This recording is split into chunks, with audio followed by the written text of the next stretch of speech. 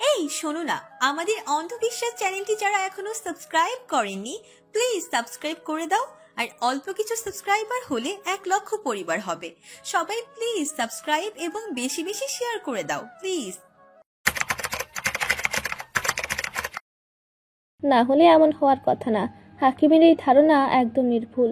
পূর্ণি যার থেকে অস্ত্র নিয়ে ছুটেছিল সে ওই অস্ত্র দিয়ে বিষাক্ত কিছু গাছ এবং পাহাড়ি জঙ্গল পরিষ্কার করছিলেন। এই জঙ্গলে ঝুপে বিষাক্ত পোকা মাকড়ের বাসা ছিল। এছাড়া ওই লোক আসার পথে অস্ত্র দিয়ে একটা সাপের মাথায় কূপ বসিয়েছিলেন।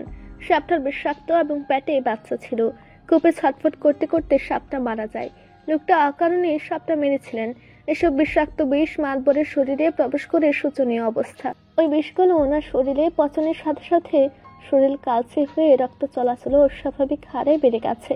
মাতবরের ছটফটানি কান্না সহ্য করার মতো না। কথায় আছে, সৃষ্টিকর্তা ছাড় দেন ছেড়ে দেন না। হয়তো এই জন্যই প্রকৃতির বিষ ঘুরে ফিরে মাতবরের শরীরে, নয়তো এমন হওয়ার কথা তো ছিল না। এছাড়াও গত 2 দিন থেকে মতির খোঁজ পাওয়া যাচ্ছে না। কলার গাছ কাটতে গিয়ে আর ফিরেনি। দলবল হন্য হয়ে খুঁজেও তার খোঁজ মিলছে না। কোথায় গেছে কে জানে। তবে ওখানকার অনেকেই মোনাজাতে বসে কেঁদে মন থেকে দোয়া করছে পাপ এবং পাপের চারা দুটোই যেন নিঃশেষ হয়। সালা তর ত্যাজি আইস বাইল কলুম। কথাটা বলে একজন মাঝবয়সী মহিলা মতিকে পটাপট থাপ্পড় দিতে লাগলেন। থামার নাম গন্ধ নেই। ঠাস ঠাস শব্দে অনবরত এই কাজ চলমান রাখলেন। পুরুষালী হাতের মতো ওনার শক্ত হাতে, আর সেই হাতের অনবরত থাপ্পড়ে মতির গাল, কান আর মাথা অবশ যেন অসর হয়ে যাচ্ছে। ঠোঁট কেটে রক্ত ঝরে মাথা ভন ভন করে ঘুরছে। কি আশ্চর্য, মহিলাদের হাতের থাপ্পড়ও এত ব্যথাতুর হয়। মতির তো জানা ছিল না। জানবে কিভাবে? সে এতদিন ইচ্ছে মতো শাসন চালিয়ে এসেছে। মারের আঘাত তো কখনো সহ্য করেনি। যদি শাসনের ছিটে ফোটাও ওর কপালে জড়ত তাহলে অমানুষ নয়, বরং মানুষই হতো। নিষ্ঠুরের মতো কাজ করার আগে বিবেকে নাড়া দিত। মাটিতে শুয়ে হাত বাঁধা অবস্থায় সে থাপ্পড় হজম করছে। ওই মহিলা ওর বুকের উপরে চেপে বসে এতক্ষণ মারের কাজে মগ্ন ছিলেন। ক্লান্ত হয়ে সজোরে 2 হাতে দুটো থাপ্পড় লাগিয়ে উঠে দাঁড়ালেন। বেচারা হাঁপিয়ে গেছে এই মহৎ কাজ করতে বসে। মতি গলা কাটা মুরগির মতো খুব ছটফট করে অবশেষে জ্ঞান হারালো। কয়েকজন মেয়ে ওর অবস্থা দেখে খিলখিল শব্দে হেসে একে অপরের গায়ে লুটে পড়ল। ব্যাপারটা ওদের কাছে বিনোদন স্বরূপ। আর মতি ঠোঁটের কোণের রক্ত আর চোখের কোণের অশ্রু গড়ে মাটিতে মিশে গেল। কেউ দেখেও যেন দেখল না। পার্থিব সত্য ব্যথার মর্ম তখনই বোঝা যায় যখন নিজের বুকে ব্যথার তীরটা সরাসরি এসে বিধে। মতি হয়তো আজ উপলব্ধি করছে যে শরীরে আঘাত পড়লে কেমন লাগে। ওদিকে মাতবরকে দেখতে গ্রামবাসীরা উপস্থিত হয়েছেন। ইস, মাতবরের কষ্ট চোখে দেখা যাচ্ছে না। মাতবরের বিছানায় শুলে শরীর জ্বলছে, তাই মাটিতে শুয়ে ছটফট করছেন। মাংস পচার বিশ্রী গন্ধে নাকে চেপেও কেউ বেশিক্ষণ দাঁড়ালেন না। ওনাদের গা গড়িয়ে বমি হওয়ার উপক্রম। কে বা স্বইচ্ছায় বমি করতে চায়? তাই যে যার কাজের বাহানা আর সান্ত্বনার বাণী ছড়িয়ে দ্রুত স্থান ত্যাগ করলো। মাতবরের সহধর্মিনীরা রান্নাঘরের কাজে ব্যস্ত। তাদের মুখে না আছে কষ্টের ছাপ আর না আফসোসের। রোজকার জীবন্ত লাশের ন্যায় যে যার কাজ করে যাচ্ছেন। রবি উঠোনের এক কোণে বসে ভয়ার্ত দৃষ্টিতে বাবার দিকে তাকিয়ে আছে। কিছুদিন আগে মাতবর তাকে মেরে ঠোঁট কেটে দিয়েছিলেন। তার অপরাধ ছিল খেলার ছলে মাতবরের শখের আরশিটা ভেঙে ফেলেছিল। আর সেদিনের মার খেয়ে রবি মাতবরকে প্রচুর ভয় পায়, এজন্য সর্বদা দূরে দূরে থাকে। মাতবর আজ সকাল থেকে কিছু খায়নি দেখে ওনার এক সহধর্মিনী খাবার নিয়ে বললেন, খাউন খান, ওষুধ আছে। এই কথা শুনে মাতবর তার হাতের কাছে থাকা স্টিলের গ্লাসটা ছুঁড়ে মারলেন। অসহনীয় ব্যথায় ছটফট করছেন আর উনি এসেছেন খাবার গিলাতে। এত ব্যথার কষ্ট নিয়ে খাবার কি গেলা যায়? এইটুকুন বোধ বুদ্ধিও নাই এদের মাথায়। গ্লাসটা ছিটকে গিয়ে লেগেছে সহধর্মিনীর নাকে। সাথে সাথে নাক থেকে রক্ত বেরিয়ে ঠোঁট বেয়ে গড়িয়ে গেল। প্রচন্ড ব্যথাতেও উনি টু শব্দ করলেন না। করে কিছু হবে কি? তাছাড়া এই অবধি এত মার খেয়েছেন যে শরীরে সব শুয়ে গেছে। এখন আর কিছু মনেও করেন না, কারণ এই অমানুষটা যে ভালো হওয়ার নয়। উনি শুধু দেখতে মানুষ। ওনাকে নাক ধরে দাঁড়িয়ে থাকতে দেখে মাতবর রেগে গালি দিতে লাগলেন। গালিগুলো এতটাই বিশ্রী মুখে উচ্চারণ করা দায়। হাকিমকে আসতে দেখে মহিলা চক্ষু লজ্জায় সরে গেলেন, নয়তো ওনার সামনেই মাতবরের এই বিশ্রী গালিগুলো চলতেই থাকতো। হাকিম এসে গা ছালিয়ে ওষুধ দিয়ে ক্ষত পরিষ্কার করতে লাগলেন। আর মাতবর তখন গলা ফাটিয়ে আর্তনাদ করতে লাগলো, ওহ মা ও আব্বা গো, আল্লাহ আল্লাহ গো রহম করো। এসব বলে উনি প্রাণপণে কেঁদে আকুতি মিনতি করতে লাগলেন। এত কষ্ট সহ্য করা যাচ্ছে না। মাতবর কাঁদছেন আর নাক কুচকাচ্ছেন। নিজের শরীরের গন্ধ ওনার সহ্য হচ্ছে না, এজন্য 2বার বমিও করলেন। হাকিম ওনার ক্ষতস্থানে কাঠি দিয়ে খুঁচিয়ে পোকা পরিষ্কার করছেন। রক্ত, পুজ, পচা মাংসে সাদা পোকা কিলবিল করছে, দেখতে ঠিক বেশি পাকা পেয়ারার সাদা পোকার মতো। মাতবর কষ্ট সহ্য করতে না পেরে বারবার বলতে লাগলেন, আল্লাহ আল্লাহ গো, আমারে তুইল্লা নেওলে আর সহ্য হচ্ছে না, আমি আর পালছি না, মা ওমালে। হাকিম সময় নিয়ে চিকিৎসা করে বিদায় নিল। আর মাতবর কাটা মুরগির মতো মাটিতে শুয়ে আহাজারি করতে লাগলেন। এত কষ্ট যন্ত্রণা, ওনার দমটা যেন আটকে আসছে, চোখ দিয়ে ছড়ছড় করে অশ্রু ঝরছে। শরীরের ব্যথায় নড়া যাচ্ছে না, নড়লে মনে হচ্ছে শরীরে সূচ ফুটছে। কষ্টে কাতর হয়ে উনি নিজ থেকেই মৃত্যু কামনা করতে লাগলেন। মরার কথা শতবার বিড়বিড় করে আওড়াতে লাগলেন। মৃত্যু ছাড়া গতি নেই, উনি বুঝে গেছেন। এখন বাজে রাত 12টা 3। সারাদিনের ব্যস্ততা পার করে রোদ কেবল বাসায় ফিরল। গত সপ্তাহে সে 2টো বিরাট অঙ্কের ডিল পেয়েছে। এই ডিলটা ওর জন্য অপ্রত্যাশিতই ছিল। মুখ্য কথা, আল্লাহর সহায় ছিল বিধায় সুযোগটা সে হাতে এসেছে। এজন্য রোদ তাৎক্ষণিক আল্লাহর প্রতি শুকরিয়া আদায় করতে ভুলেনি। এই ডিলটাতে সফল হলে কয়েক কোটি টাকা লাভও আসবে। এজন্য সে প্রোডাক্ট রেডি করতে ব্যস্ত সময় পার করছে। ওর জ্বরটা এখন নেই, তবে শরীরটা বেশ ম্যাজ ম্যাজ করছে। রোদ রুমে প্রবেশ করে দেখে আলো আর ম্যাঘ ঘুমিয়ে গেছে। ওদের ঘুমানোর ভঙ্গি দেখে রোদ মুচকি হাসলো। আলোর এক হাত ম্যাঘের বুকের উপর, আর অন্য হাত ওর কপালের উপর, আর ছোট সাহেবরা এক পা আলোর পেটের উপর, অন্য পা কোলবালিশের নিচে। ডান হাতে আলোর ওনার কোনা মুঠ করা, আর বাম হাতে আলোর চুলের লম্বা বেনুনি পেঁচিয়ে রাখা, যেন সে ঘুমালে মনি ওকে রেখে কোথাও না যায়। ম্যাঘের কৌশল দেখে রোদ হেসে ফ্রেশ হয়ে নিচে গেল। মাথা ব্যথা করছে, কফি খেলে মন্দ হয় না। রোদ নিজে কফি বানিয়ে ম্যাঘদের দেখে ছাদে গেল। আজকের আকাশটা খুব গম্ভীর হয়ে আছে, চাঁদ তারা কারোরই দেখা নেই। ছাদের এক কোণে অনেকগুলো নতুন গাছ দেখা যাচ্ছে, মনে হচ্ছে আজকেই যত্ন করে লাগানো হয়েছে। ওই দুজনের কাজ হয়তো। অ্যালোভেরা, জবা, ঘাস, তুলসী, মেথি, মেহেদি সহ আরো অনেক গাছ। এসব করে সময় অতিবাহিত হয় দুজনের। আর বাগানের একপাশে হরেক রকমের সবজির বাগানও করেছে।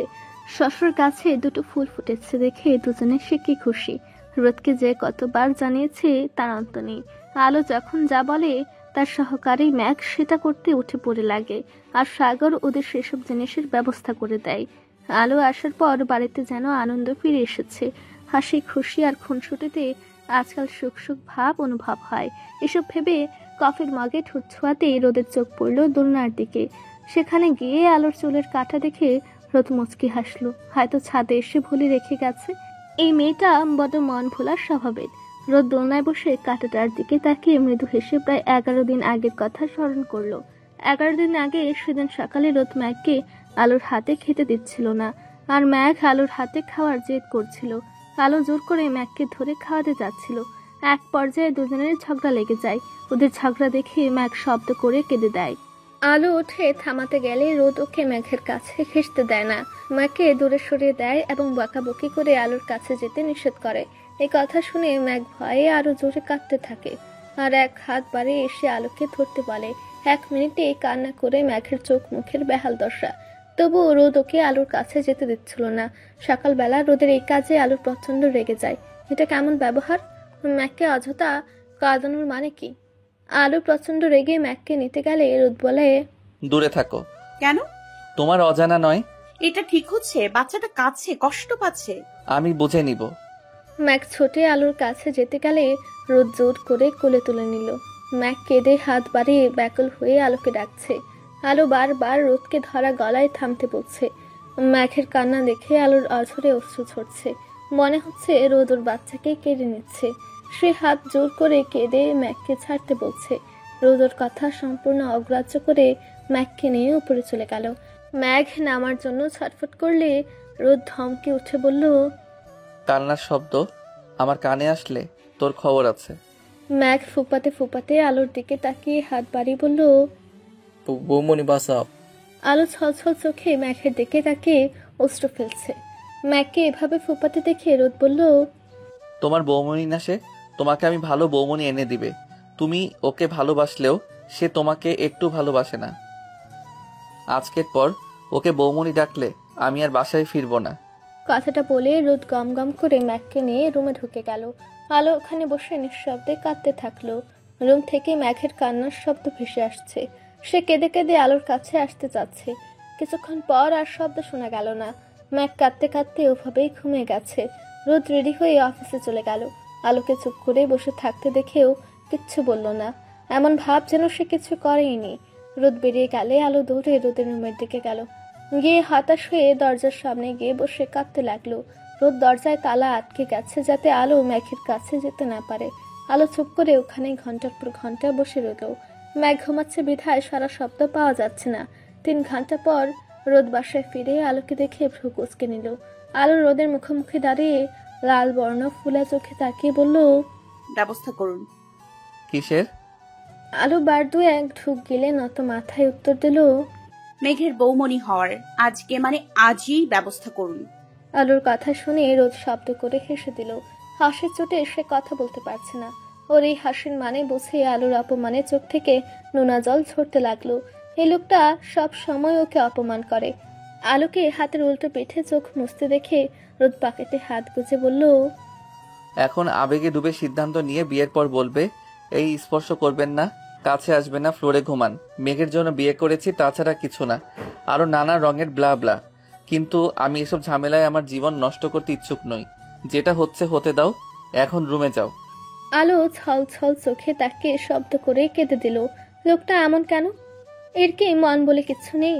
রোদ নেচের ঠোঁট কামড়ে দাঁড়িয়ে ওর কান্না দেখছে, না থামতে বলছে আর না প্রস্থান করছে।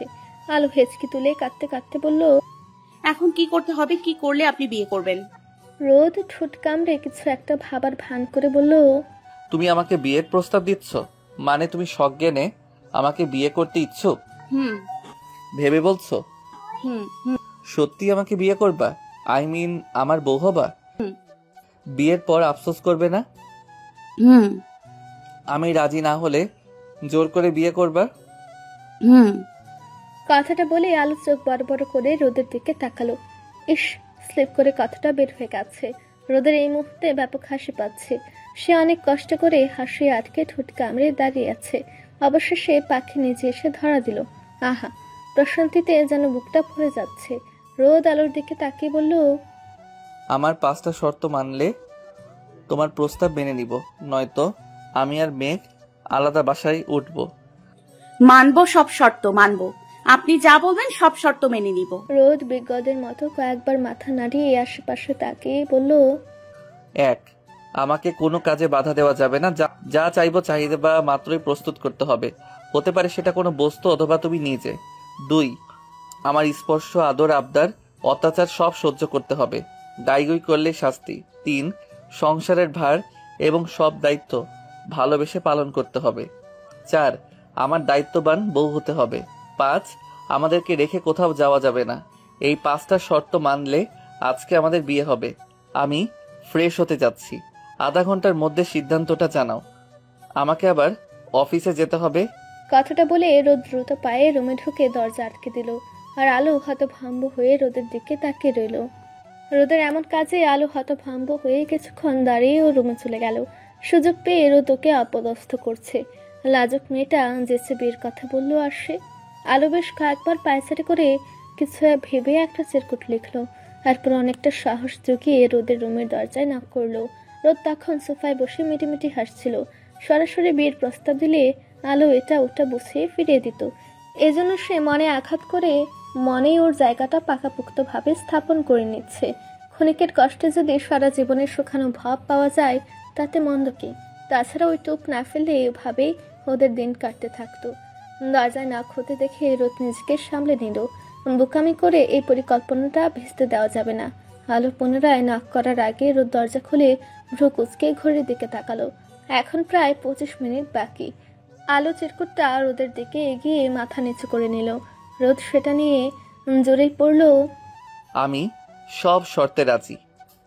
রোদ ঠোঁট কামড়ে কয়েকবার গলা পরিষ্কার করে আলোকে খোঁচা মেরে বলল, বিয়ের জন্য এত উতলা কেন? আজকাল একটু বেশি রোমান্টিক মুভি দেখো নাকি? এ কথা শুনে আলো চোখ মুখ খিচে নত মাথায় দাঁড়িয়ে রইল। এখন যদি রোদের পায়ের সজোরে পাড়া দেয় অথবা রাম চিমটি দৌড় দেয় তাহলে তো দুষ্ট তারই হবে। সবাই তো ওকে বকবে, নেহাত মেঘের জন্য এসব অত্যাচার সহ্য করছে। রোদর থেকে উত্তরটা না পেয়ে ভ্রু কুচকে বলল, চিরকুট গ্রহণযোগ্য না, নিজের মুখে বলো। আমি রাজি। কিসে রাজি? আলো কটমট করে একবার তাকিয়ে দাঁতে দাঁত চেপে উত্তর দিল, সব শর্ত মেনে আপনাকে স্বামী হিসেবে গ্রহণ করে কেবল আপনার দায়িত্ববান অর্ধাঙ্গিনী সব দায়িত্ব পালন এবং আপনার বাচ্চার মা হওয়াতে আমি ইচ্ছুক। আমাকে সাদরে গ্রহণ করে এবার চিরকৃতজ্ঞ করুন। আমি বাসর অব্দি আটকে গিয়েছিলাম, আর তুমি তো দেখি বাচ্চাতে চলে গেছো। সাধু সাধু, তবে ব্যাপারটা কিন্তু বেশ রোমাঞ্চকর। কথাটা বলে রোদ এক ভ্রু উঁচু করে হাসলো, আর আলো রেগে হান হান করে স্থান ত্যাগ করলো। এলোক অসভ্য তার চূড়ান্ত পর্যায়ের। রোদ ওকে রেগে যেতে দেখে শব্দ করে হাসতে লাগলো। ইস, রেগে কিছু বলতে না পেরে ফুসফুস করে চলেই গেল বেচারা হবু বউ। বিকালের দিকে রোহান, আকাশ, শোভন এবং রিমি সহ সবার বাসায় উপস্থিত হয়েছে। আলো রেগে দরজা আটকে ঘুমিয়েছে আর নিচে নামেনি। রিমি আর ম্যাখের ডাকাডাকিতে আলো দরজা খুলে জোরপূর্বক হাসলো। কান্না করে ঘুমানোর ফলে চোখ মুখ ফুলে লাল হয়ে আছে, দেখতে কিন্তু বেশ লাগছে। রিমি দ্রুত আলোকে গোসলে পাঠিয়ে ম্যাককে নিয়ে রোদের রুমে গেল। রোদের সঙ্গে ওর কথা আছে। বাকিরা ড্রয়িং রুমে বসে হই হুল্লোড় শুরু করেছে। রিমি রোদের রুমে নক করে প্রবেশ করলো, তারপর সরাসরি একটা প্রশ্ন ছুড়ল, আলোর চোখ মুখ খোলা কেন? রোদ ফোনটা পকেটে ঢুকিয়ে ম্যাককে কোলে নিয়ে আদর দিল। ম্যাক অভিমান করে মুখ ফুলিয়ে অন্যদিকে তাকালো। রিমি উত্তর না পেয়ে বিরক্ত হয়ে কিছু বলার আগে রোদ বলল, জানি না। আলোর মতো আছে। ওকে রেডি করে নিচে আয়।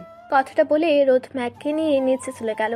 রিমি আলোর রুমে গিয়ে দেখে আলম বসে মুখ গুমরা করে চুল মুছছে।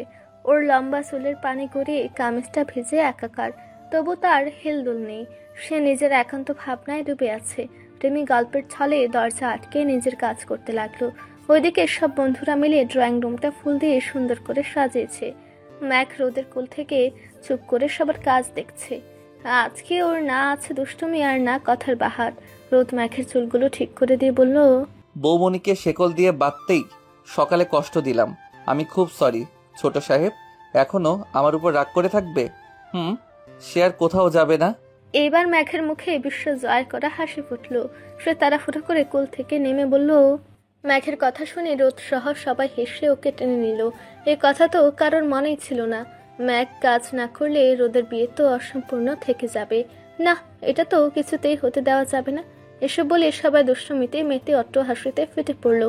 আকাশ আর রোহান গিয়ে কাজে ডেকে এনে রোদকে চোখের ইশারা করলো। রোদ রিমিকে মেসেজ করে নিশ্চুপ হয়ে বসলো। এখন সে জীবনের আরেকটা গুরুত্বপূর্ণ ধাপে পদার্পণ করতে যাচ্ছে, অথচ বাবা মাকে ছাড়া। এমনটা তো কখনো চায়নি। তাহলে বড় ছেলে হিসেবে ওর বিয়ে নিয়ে আম্মুর অনেক ইচ্ছে ছিল। বাবা কত শত রীতিনীতি পালনের গল্প শুনিয়ে মজা করেছিলেন। ওর আম্মু রোদের চুলে হাত বুলিয়ে বলতেন, এই যে রাজকুমার, রাজকুমারই এনে দিব, শুধু পালিয়ে বিয়ে করো না।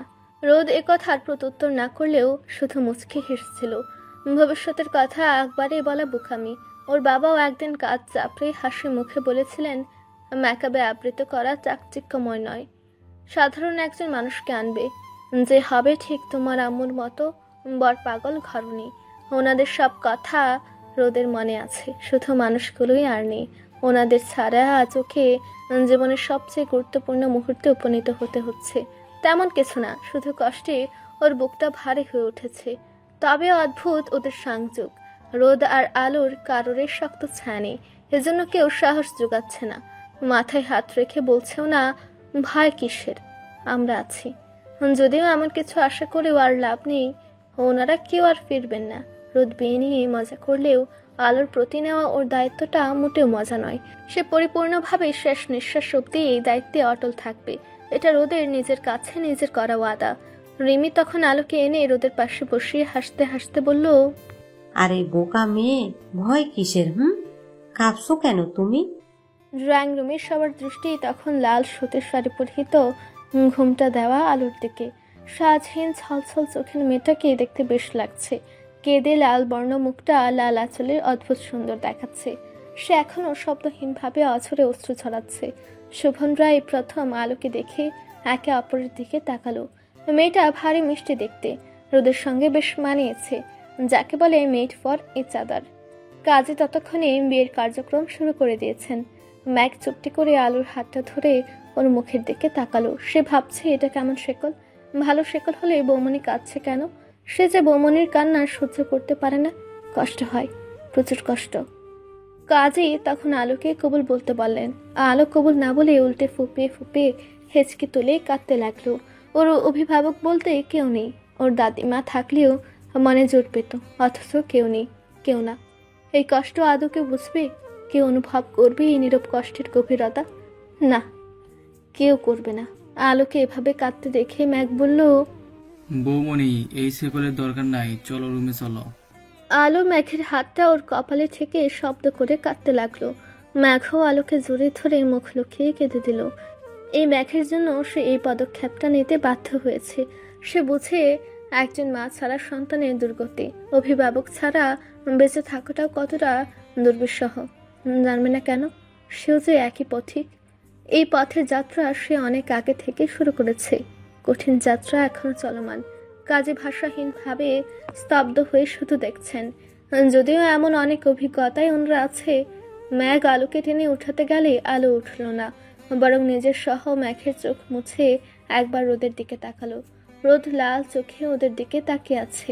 এই চোখে না আছে রাগ আর না অভিযোগ। তাহলে ওনার চোখ লাল কেন? কষ্ট পাচ্ছে নাকি? কষ্ট পেলে চোখ লাল হয়? রেমি সহ সবাই আলোকে কবুল বলতে তাগাদা দিল। আলোর চোখ করে রোদের দিকে তাকিয়ে কিছু দেখছে। আজ রোদের চোখ অনেক না বলা কথার জানান দিচ্ছে, আর সে যেন এই ভাষা বোঝারই অপেক্ষায় ছিল। রোদ তখন মৃদু স্বরে বলল, বলবে না? আলো রোদের চোখে চোখ রেখে 3 বার কবুল বলে দিল। বলবে না? এই কথাটার মধ্যেও কি যেন একটা ছিল। কি ছিল সে জানে না, তবে কিছু একটা ছিল। বেশ অদ্ভুত শোনালো রোদের এই বাক্যটা। হয়তো একটু আবদার, অভিমান, আকাঙ্ক্ষা আর অসীম ভালোবাসার সংমিশ্রণ ছিল। এজন্য আলো এই সাহসিকতার কাজটাও অনায়াসে করে ফেলল। কিন্তু পরক্ষণে একরাশ লজ্জায় মাথা নিচু করে রাঙা হয়ে উঠল। লাজে রাঙা, রাঙা বউ যাকে বলে। তারপর রোদ ও কবুল বলে রেজিস্ট্রি ব্যাপারে সাইন করে বিয়ে সম্পূর্ণ করলো। আর বাধা পড়ল অদৃশ্য এক শিকলে। ওদের দুজনের আসল অভিভাবক আকাশ, রোহান, রেমি আর ম্যাঘ। আলোর পক্ষে রোহান আর ম্যাঘ, রোদের পক্ষে রেমি আর আকাশ, আর বাকিরা বিয়ের সাক্ষী। কাজীকে বিদায় দিয়ে এবার সবাই মেতে উঠলো হাসি ঠাট্টায়। সব ঠিকই ছিল, কিন্তু বিপত্তিটা ঘটলো রাতে রোদ রুমে আসার পর। আলো খোলা চুলে বিছানার মাঝখানে বসে উসখুস করছে। ওর ভেজা চুলে জব জব করছে। গোসল সেরে চুলে খোপা করাতে চুল আর শুকায়নি, আর হেয়ার ড্রায়ারে সে চুল শুকায় না, চুল পেঁচিয়ে যাওয়ার ভয়ে। ওর চুলের পানিতে বেডশিটটা অনেকটা ভিজে গেছে। রোদ ফ্রেশ হয়ে আলোর সামনে বসে বাঁকা হেসে বলল, রাঙা বউ। এক কথার প্রত্যুত্তরে আলো ফুপিয়ে ঝরঝর করে কেঁদে দিল। ভয় আর অস্বস্তিতে ওর প্রাণ পাখি যায় যায়। তবে ওর কাজল কালো চোখে বড় বড় অশ্রু ফোঁটা গড়িয়ে পড়ার দৃশ্যটা অমায়িক। এই দৃশ্যটা রোদ মনের কোণে চিরবন্দি করতে ভুলল না। এই দৃশ্যটা সে সারা জীবন অবলোকন করে যাবে, তাও সবার অগোচরে। আলোর কান্না আটকে কিছু বলার আগে রোদ চট করে উঠে বিছানা ঝাড়া ঝাড়ু এনে বলল, বাসর রাতে বউ পিটানোর শখটা আমার বহুদিনের। তো বউ, মার খাওয়ার জন্য প্রস্তুত হও। এই কথা শুনে আলো অসহায় হয়ে আবার কেঁদে দিল। অবশেষে কিনা ভাগ্যে ছিল এই ঝাড়ুর বাড়ি। আলোকে ডুকরে কাঁদতে দেখে রোদ চঞ্চল পায়ে এগিয়ে গেল। সে মজা করছিল, অথচ পাগলিটা সত্যি ভেবেছে যাকে এত ভালোবাসে তাকে কি মারা যায়, তা আবার ঝাড়ু দিয়ে। আসলে সে দেখতে চেয়েছিল আলো কি করে। কিছুই বলল না, বরং কাঁদতে লাগলো। আলোকে কাঁদতে দেখে রোদ মুচকি হেসে বলল, আমি মজা করছিলাম গাধি। ইস, এভাবে কেউ কাঁদে? এখানে লাগে তো। রোদ ওর বুকের বাপাশে হাত বুলিয়ে বলল, এই পাগলিটা আদৌ কিছু বুঝবে নাকি কে জানে। আলু নাক টেনে কান্না ভেজা চোখে মুখ তুলল। এই লোকটা নিশ্চয়ই পাগল হয়ে গেছে, নয়তো এসব কি বলছে। কাঁদিয়ে আবার ঢং করে বলা হচ্ছে। ইস, এভাবে কেউ কাঁদে?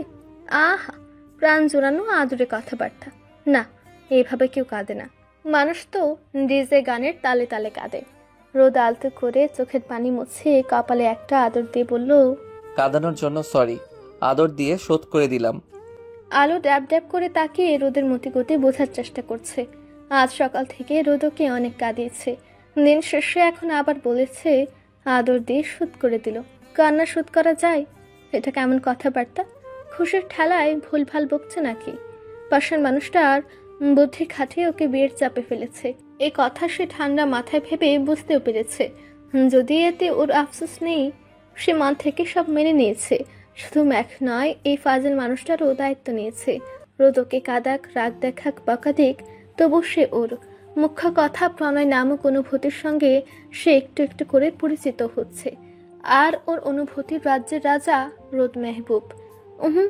এই কথা সে কাউকে বলবে না, কারণ কিছু কিছু অনুভূতির কথা জানাতে নেই। তাছাড়া বৈধভাবে পেয়েও মুখে কেন বলতে হবে, তাকে বুঝে নিতে হবে।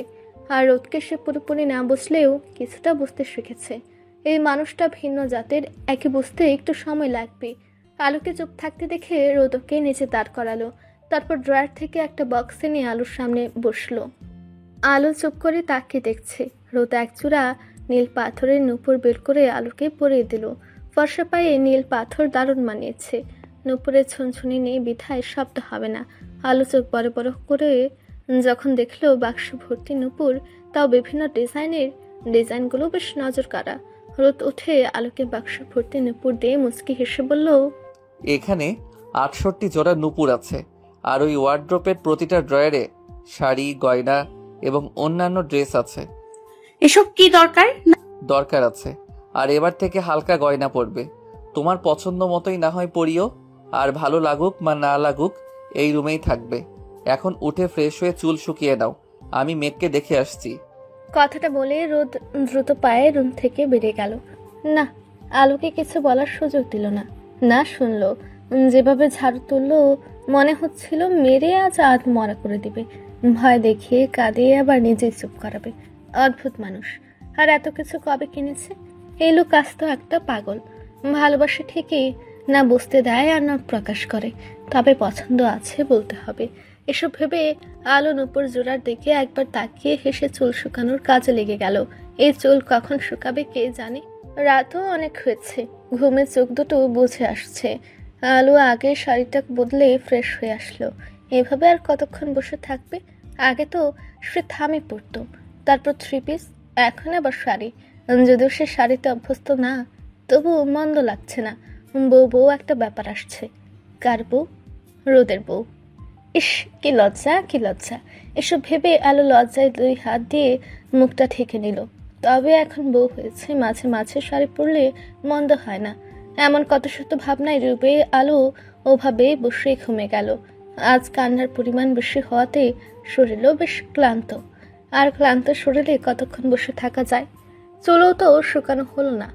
রোদ ম্যাককে দেখে রুমে এসে বের করে বলল, ভেজা চুলে ঘুমাবে, আর জ্বর আসলে কুই কুই করবে, ফাজিল একটা। এ কথা বলে সে ড্রায়ার দিয়ে ধীরে ধীরে আলোর চুল শুকাতে লাগলো। আর এমন ভাবে দাঁড়ালো যাতে আলো ঘুমের ঘুরে পড়ে না যায়। চুলের দায়িত্ব সে অনেক আগেই পেয়েছিল, তবে এর পূর্ণ কার্যক্রম শুরু হবে আজকে থেকে। এখন না থাকবে বাধা আর না দ্বিধাবোধ। এই যে এলোকেশে এবং এলোকেশে দুটোই একান্ত ওর। ওদের বিয়েটা মূলত এভাবেই হয়েছে। তবে ওদের সম্পর্কটা আরো এক ধাপ এগোতে না রোদের তারা আছে না আলোর। সঠিক সময়ই না হয় ওদেরকে আরো কাছাকাছি এনে দিবে। তাছাড়া সব কাজে তাড়াহুড়ো করতে নেই, হিতে বিপরীত হয়। দিনও যাচ্ছে, সময়ও কাটছে, একে অপরের আরো কাছাকাছি আসছে। সম্পর্কটাও আগের তুলনায় সহজ হচ্ছে। তাহলে তারা কিসের? সব জায়গায় জোর কাজ করে না, কারণ জোর করে কার্যসিদ্ধি কাপুরুষের কাজ, আর সেটা নিজের বইয়ের ক্ষেত্রেও। আর বুদ্ধিমান পুরুষরা এটা কখনোই করবে না। বর্তমানে রোদ ওর ভাবনার জগৎ থেকে বেরিয়ে আসলো। কফি শেষ, আকাশ মেঘের ঘন ঘটা, বাতাসের জোরও ধীরে ধীরে বাড়ছে। হয়তো বৃষ্টি আসবে। রোদ ভাবনায় ডুব দিল। ওদের বিয়ের 2 দিন আগের ঘটনা। সেদিন হুট করে রুহান রোদের অফিসে এসেছিল। সচরাচর সে খুব একটা অফিসে যায় না, খুব দরকার হলে সরাসরি বাসায় যায়। রোদ মিটিং সেরে কেবিনে এসে দেখে রোহান কফি খাচ্ছে আর গেম খেলছে। রোদ চেয়ারে শরীর এলিয়ে বসলো। তখন রোহান বলল, একটা জিনিস চাইবো ভাই, দিতে হবে কিন্তু। রোদ পানি খেয়ে অকপটে উত্তর দিল, অবশ্যই দিব। শুধু আমার ভাইয়ের হাসিটা চাস না, এটা আমার সাধ্যের বাইরে। জানিসই তো মেঘের হাসি এখন আলোতে সীমাবদ্ধ। রোহান হাসলো। সে জানতো এমন কিছুই হবে, তাই ব্যাপারটা ভালো লাগাতেই সীমাবদ্ধ রেখেছিল। রোদ খুব চতুর, তাকে মুখে বলে কিছু বোঝাতে হয় না। সেদিন রোহানের দৃষ্টিতে সে বাকিটুকু বুঝেছিল। একটা ছেলের চোখের ভাষা আর একটা ছেলে খুব সহজে বুঝে যায়। সে যদি বন্ধু হয় তাহলে তো কথাই নেই। তাছাড়া ম্যাঘ শুধু রোদের ভাই তা নয়, ছোট্ট ম্যাঘ ওদের সবার কলিজা। ধরা খেয়ে রোহান হেসে রোদের কাঁধে হাত রেখে বলল, আর তুই? জানিসই তো। রোদ, এই ব্যাপারটা এখানে শেষ করি, কারণ আমারটা ভালো লাগা, যেটা ক্ষণিকের, আমার অনুভূতি এতটাও গাঢ় নয়। এক প্রকার মোহ বলা যায়, কিন্তু তোরটা সম্পূর্ণ ভিন্ন। যে অনুভূতির গভীরতা আমার থেকে তুই ভালো জানিস। নিয়মিত ভালোবাসার গল্প শুনতে এবং পড়তে আমাদের অন্ধবিশ্বাস চ্যানেলটি সাবস্ক্রাইব করে পাশে থাকা বেল আইকনটি ক্লিক করুন। ধন্যবাদ সবাইকে।